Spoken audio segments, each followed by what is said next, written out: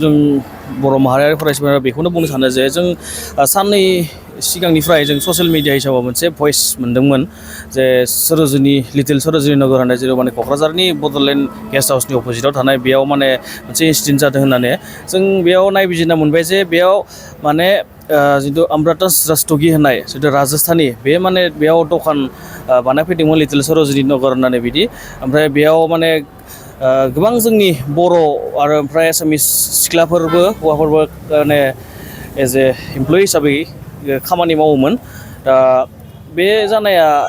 little Sarojini नगरावथ' 1 year 1.5 year जाबाय बे सिगाङाव बहुद माने बिदि जादों होननानै जों दिनै मिथि मोनबाय जे थांनाय साननै सिगाङाव जोंनि बर' बिनानाव बिथाङा माने बेयाव इमप्लयि हिसाबै मावगासिनोमोन बेल' नङा गोबाङानो मावगासिनोमोन जे बे हिसाबै बे जितु अमृता रस्तगि होननाय बिथां जितु राजस्थानी बहिरागत दा बिथाङा माने गोबां गाज्रि नोजोर बा गोबां माने गाज्रि डिरेक्सन बा मोदोमाव दांनाय बा सेक्सुवेलि एसल्ट खालामनाय बा गोबां गाज्रि बिदि खोथा रायलायनाय बा इन्टारभिउआवनो बहुद माने खोथा बिदि जों कमप्लेन मोनदों आरो बिथांनि सायाव दिनै एफआइआरबो होनाय जाबाय होनना जों दङ जोंनि सायाव एफआइआर कपियाबो दङ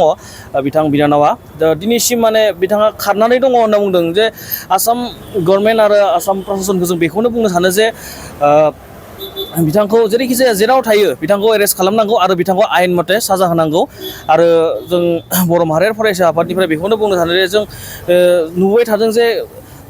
थांनाय समफोरावबो गोबां माने बिदि दिल्ली मुम्बाइ बा जोंनि जायगायावनो दिनै बहुद बुंनो माने गाज्रिथार जोंनि क'क्राझार बायदि जायगायावनो बिदि जायोबा दा फैबाय थानाय इयुन समाव जों माबोरै बिदि समाजखौ दैदेनलांनो हागोन बा जोंनि बर' सिख्लाफ्रा सेंग्रा सिख्लाफ्रा बोरै मा जानांगौ बेखौ जों आगोलनिफ्राय बुंखाबाय थादोंमोन जे थांनाय समफोरावबो जोंनि मानगोनां आफादगिरि बिथाङाबो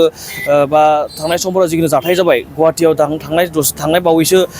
गुबुन हारिनि सेंग्राजों गोसो थोलायनानै बिदि माने गाज्रि माबा जानानै गावनि जिउखौ फोजोबना लानो गोनां जाबाय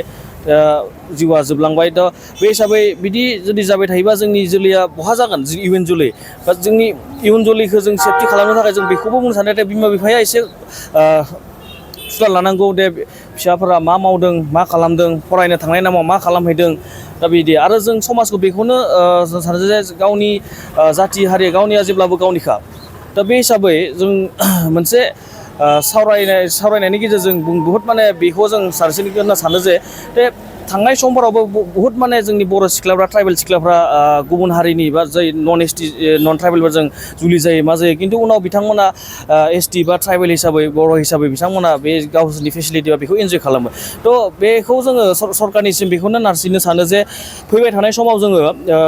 सावरायनायनि गेजेरजों बे आयेनखौ जों लाबोनो थाखाय जों सरकारखौ खावलायगोन जे सोरबा सासे नन बर' बा जों नन एसटिफोरजों जुलि जायोबा बर' सिख्ला बा जोंनि ट्राइबेल सिख्लाफ्रा बेनि एसटिनि जिथु मर्यादा बेखौ जों दाननायनि मोनसे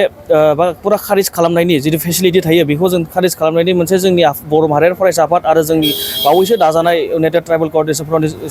फ्रम आसामनिफ्राय जों बेखौ आपिल खालामगोन भारत सरकार आसाम सरकारखौ जे बे आयेनखौ लाबोनांगौ जिथु माने जोंनि ट्राइबेल बा बर' सिख्लाफ्रा गुबुन